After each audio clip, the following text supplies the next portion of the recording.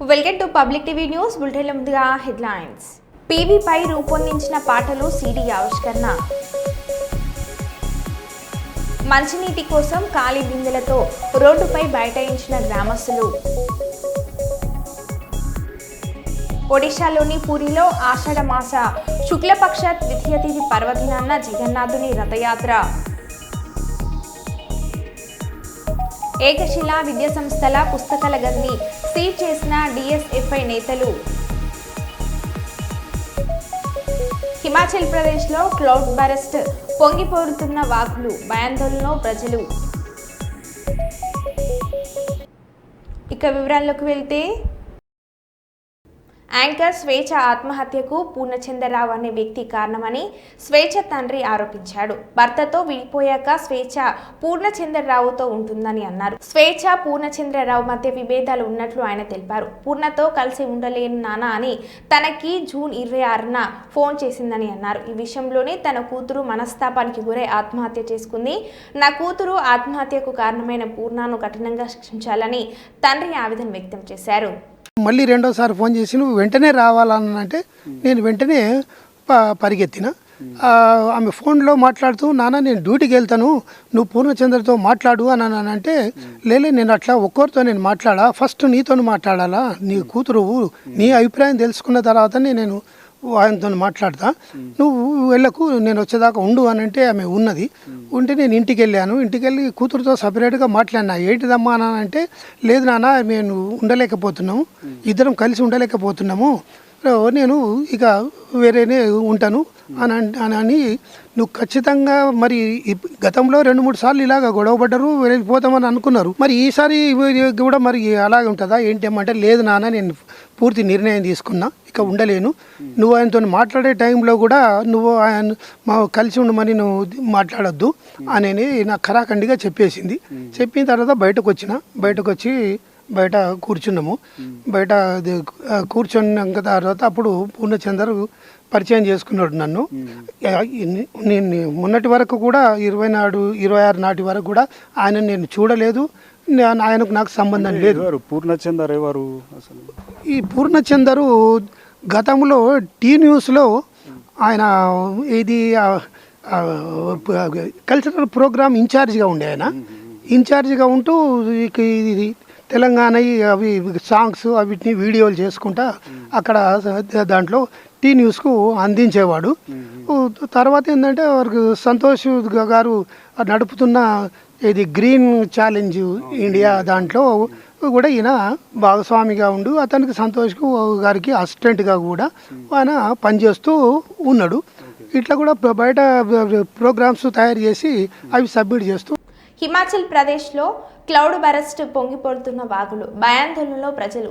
హిమాచల్ ప్రదేశ్ రాష్ట్రంలోని కూలు జిల్లాలో cloud burst కారణంగా భారీ వర్షాలు కురుస్తుండటంతో కొట్టుకుపోతున్న రహదారులు కొట్టుకుపోవడంతో ట్రాఫిక్లో ఇరుక్కున్న 2 మంత్రులు.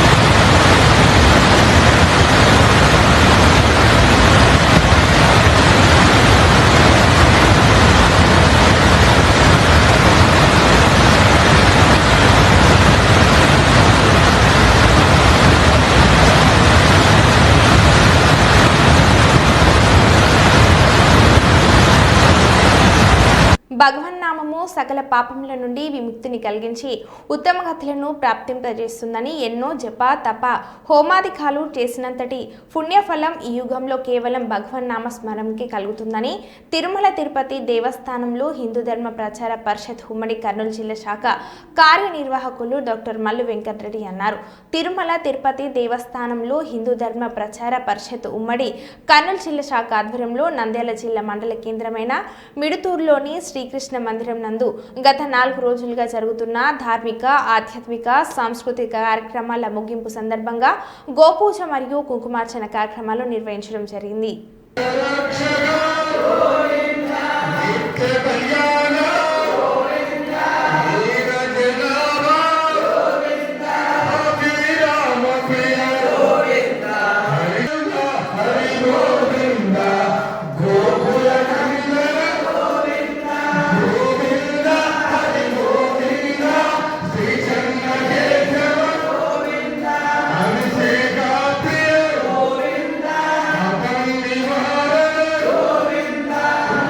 తెలుసుకోర పామరుడా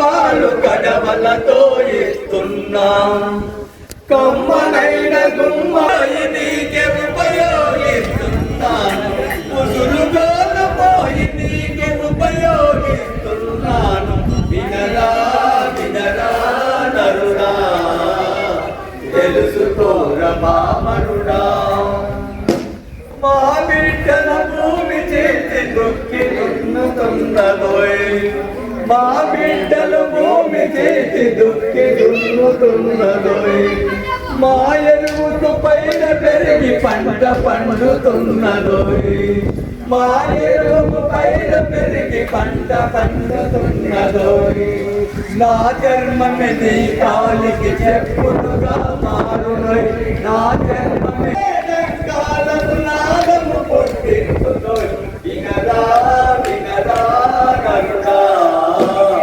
తెలుసుకోర పామరుడా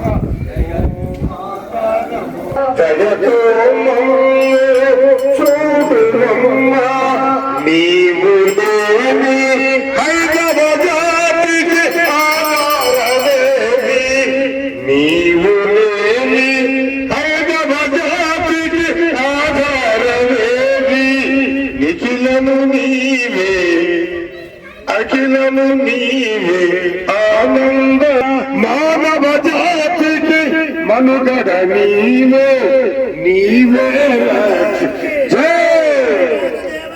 జై సర్వ ముక్కోడి దేవత స్వరూపిణి గోమాతాకు జై గోమాతాకి జై శ్రీరామ్ మాత నమో నమః జయ జయ మాత నమో గోమాతా నమో నమః గోమాతా నమో నమః శ్రీ మాతా నమో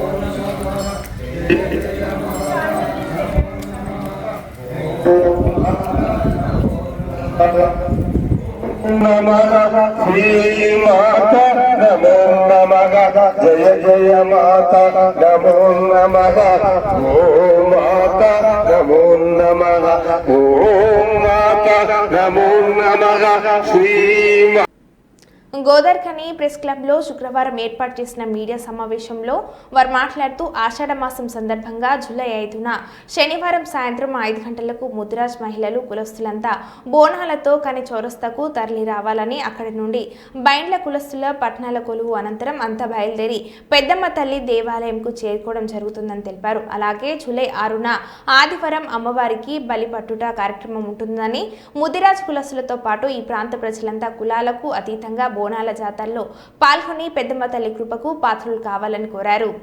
కార్యదర్శులకు, కమిటీ సభ్యులందరికీ కూడా మా దేవాలయ కమిటీ తరపున కృతజ్ఞతలు తెలియజేస్తూ ఉన్నాం. ఆషాఢ మాసం సందర్భంలో ఈ సంవత్సరం అమ్మవారి పెద్ద పట్నాలు జరపబడుతూ ఉన్నాయి. తేదీ 5/7/2025 సంవత్సరంలో సాయంత్రం 5 గంటలకు అందరూ, ఈ ప్రాంత ప్రజలందరూ, ముఖ్యంగా ముదిరాజులందరూ కూడా సాయంత్రం 5 గంటలకు బోనాలు తీసుకొని ప్రధాన చౌరస్తాకు రావాలని కోరుతా ఉన్నాం. అక్కడి నుంచి ప్రారంభమై బైన్లవారు ఆధ్వర్యంలో మీరు వచ్చినటువంటి దప్పుల సప్పులతో ఊరేగింపుగా మనం పెద్దమ్మ దేవాలయంకు చేరుకోవడం జరుగుతుంది. ఆ తర్వాత బోనాలు చేరుకున్న తర్వాత అమ్మవారి పట్నాలు వేసుడు జరుగుతుంది. ఆ పట్నాలు తెల్లనరాక కూడా నైట్ అంతా అమ్మవారి కథ కొలుపు జరుగుతూ ఉంటుంది. అందరూ కూడా అక్కడనే ఉండాలని కోరుతా ఉన్నాం. పొద్దున మళ్ళా 6 తారీఖు రోజు అమ్మవారికి బలి ఇవ్వడం జరుగుతుంది.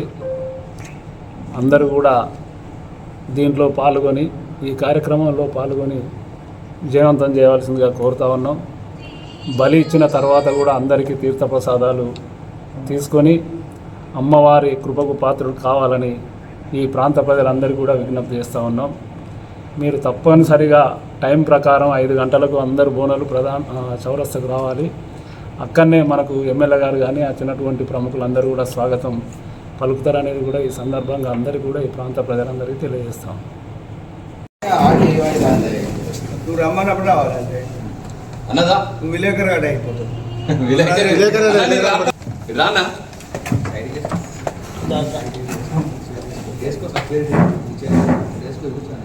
చేరే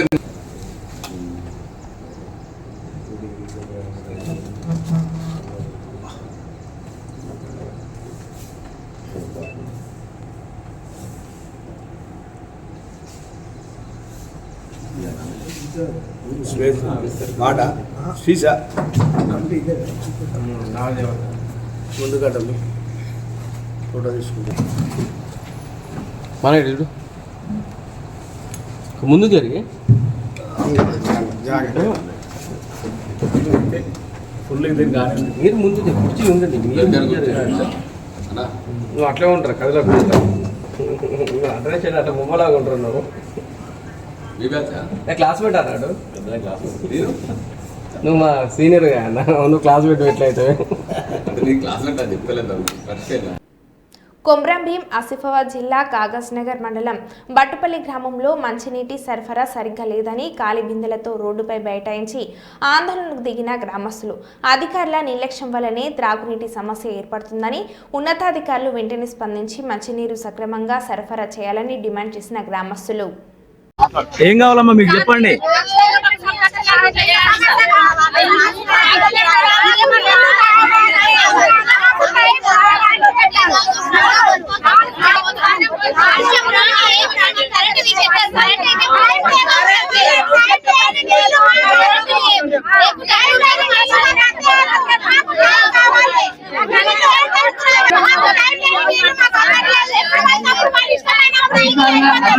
అధికారుల నిర్లక్ష్యం వల్ల బట్పల్లికి నీళ్ళు లేవని వెంటనే నీళ్ళు అందించాలి.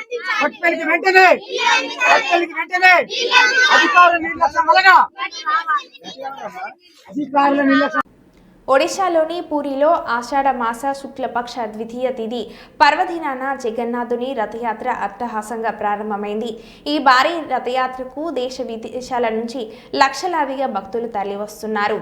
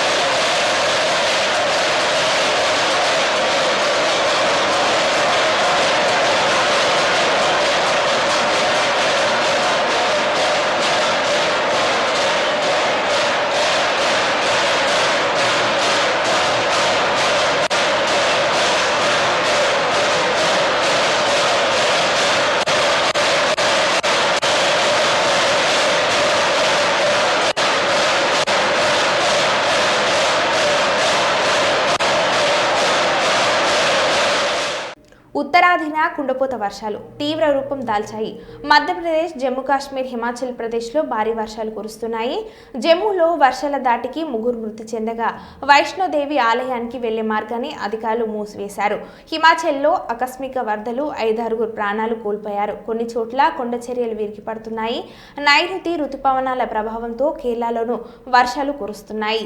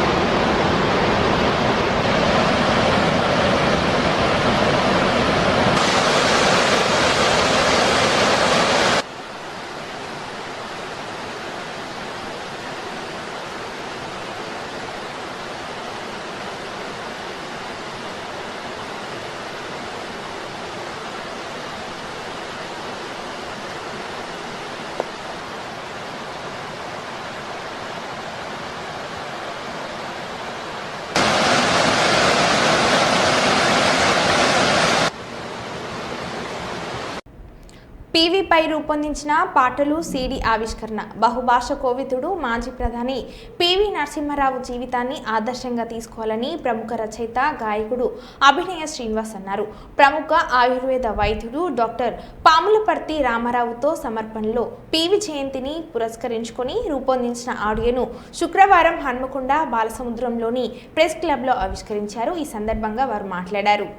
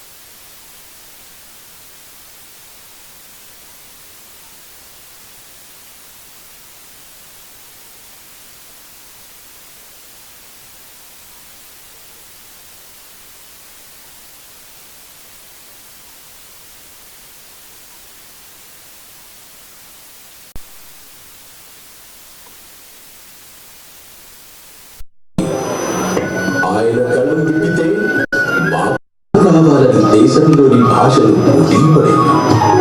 ఆయన మాట్లాడే అత్యద్భుత పలుకులు విని ఆయా భాషలు పులకించిపోయేవి. అంతేకాకుండా ఆయన వేసే చలోక్తులకు అక్షరాలు సైతం చక్కిలిగింతలకు గురయ్యేవి. ఆ మహనీయుని రాజనీతికి, మాటల మాధుర్యానికి జనులు సైతం మరో ఏడాది జూన్ 28వ తేదీన ప్రస్తుత తెలంగాణ పరిధి నర్సంపేటలో ఉన్న లక్నేపల్లిలో రుక్మాబాయి సీతారామరావు దంపతులు జన్మించారు. నేడు వరంగల్ పిలుచుకునే ఊర్గలలో ప్రాథమిక విద్యను మొదలుపెట్టారు. నాటి కరీంనగర్ జిల్లా భీమదేవరపల్లి మండలం వంగర గ్రామానికి చెందిన పావులపర్తి రంగారావు రుక్మిణమ్మ దంపతులు దత్తత తీసుకోవడంతో అప్పటి నుండి పావులపర్తి వెంకట నరసింహారావుగా అందరూ పిలవడం మొదలుపెట్టారు. 1938లో హైదరాబాద్ రాష్ట్ర కాంగ్రెస్ పార్టీలో చేరారు. 1940 నుండి 44 వరకు నాగపూర్లో LLB చదివారు. అప్పట్లో స్వామి రామానంద తీర్థ, పూర్గుల రామకృష్ణ 68 నుండి 71 మధ్య కాలంలో న్యాయ సమాచార శాఖ మంత్రిగా పదవులు అధిరోహించిన ఘనుడు మన పివి నరసింహారావు గారు. రాజకీయ జీవితంలో వివాదరహితుడుగా పేరొందిన పివి గారు నాటి ఉమ్మడి తెలుగు రాష్ట్రానికి 1971 సెప్టెంబర్ 30న ముఖ్యమంత్రి పదవిని చేపట్టారు. ఎన్నో వ్యయ ప్రయాసలు, ఒడిదుడుకులు ఎదుర్కొంటూ అనతి కాలంలోనే ముఖ్యమంత్రిగా ఎన్నో సంస్కరణలు చేపట్టి ఆ పదవికి వన్నె తెచ్చిన అపర చాణక్యుడు, లౌక్యం తెలిసిన నాయకుడు మనకి. తరువాత హనుమకొండ నుంచి 2 సార్లు, మహారాష్ట్రలోని రామ్టెక్ నుండి 2 సార్లు లోక్సభకు ఎన్నికయ్యారు. అటు కేంద్రంలో కూడా హోంశాఖ, విదేశీ వ్యవహారాల శాఖ, మానవ ప్లాస్టిక్ వాడకం భూమికి నష్టం. ఒకసారి వారి పారేసిన ప్లాస్టిక్ కవర్లను కేంద్ర రాష్ట్ర ప్రభుత్వాలు బ్యాన్ చేశాయని, ప్రజలు ప్లాస్టిక్ వాడకం తగ్గించుకోవాలని, ప్లాస్టిక్ కవర్లు భూమికి నష్టాన్ని తెచ్చిపెడతాయని ప్రజలందరూ ప్లాస్టిక్ వాడకం తగ్గించుకొని పర్యావరణాన్ని కాపాడాలని విజయ్ హాస్పిటల్ అధినేత ఆర్థోపెడిక్ సర్జన్ ప్రముఖ వైద్యులు విజయ్ కృష్ణ తెలిపారు. కర్నూలు నగరంలోని విజయ్ హాస్పిటల్లోని తన ఛాంబర్లో ప్లాస్టిక్ రహిత బ్యాగ్లను రోజా మహిళా ఐక్య సంఘం అధ్యక్షురాలు మీసాల సుమలతకు అందజేశారు. ఈ సందర్భంగా విజయ్ హాస్పిటల్ అధినేత విజయ్ కృష్ణ మాట్లాడుతూ, కేంద్ర రాష్ట్ర ప్రభుత్వాలు ఒకసారి వాడి పారేసే ప్లాస్టిక్ ను నిషేధించిందని, ప్లాస్టిక్ కవర్లు వాడటం వల్ల ద్విమాస్తిక సమస్యలు కలిగి ఉంటాయని, వాతావరణంలో కలిగే ప్లాస్టిక్ కవర్లు ఆకలించిన పార్టికల్స్ సోకిన వస్తువులు వాతావరణంలో సాగది కాబట్టి ప్లాస్టిక్ కవర్లు పర్యావరణానికి హాని కలుగుతాయని చెప్పారు.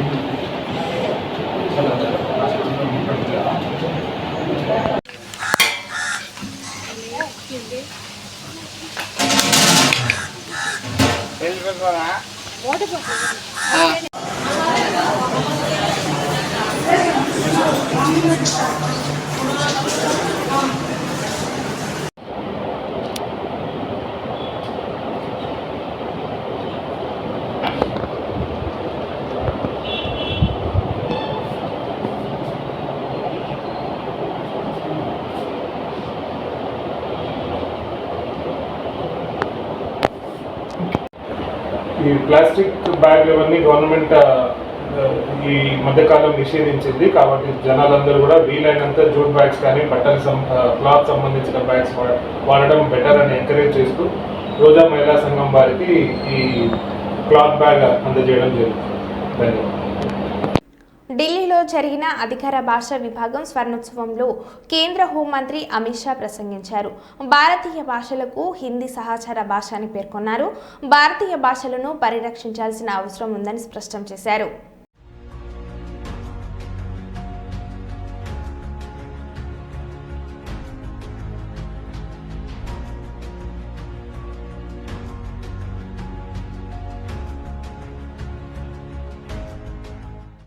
कोई भी देश अपनी भाषा छोड़कर अपनी संस्कृति, साहित्य, इतिहास और जीवन के संस्कार, समाज जीवन के संस्कार उसको चिरंजीव नहीं रख सकता। कोई भी देश ने अपनी चिति पर चलना है, अपने संस्कृति के आधार पर आगे बढ़ना है, आत्मसम्मान के साथ बढ़ना है, तो वो देश का प्रशासन अपनी भाषाओं में हो, वो बहुत जरूरी है। किसी भी विदेशी भाषा का विरोध नहीं करना चाहिए, परंतु आग्रह हमारी भाषा को महिमा मंडित करने का होना चाहिए, आग्रह हमारी भाषा को बोलने का होना चाहिए, हमारी भाषा में सोचने का करना चाहिए। और पूर्णतः विकसित राष्ट्र की संकल्पना तभी हो सकती है जब विरासत को परिभाषित करने का भाषा एकमात्र माध्यम है, इसका महिमा मंडन हो। మరో బులెటిన్లో మళ్ళీ కలుద్దాం. Stay tune.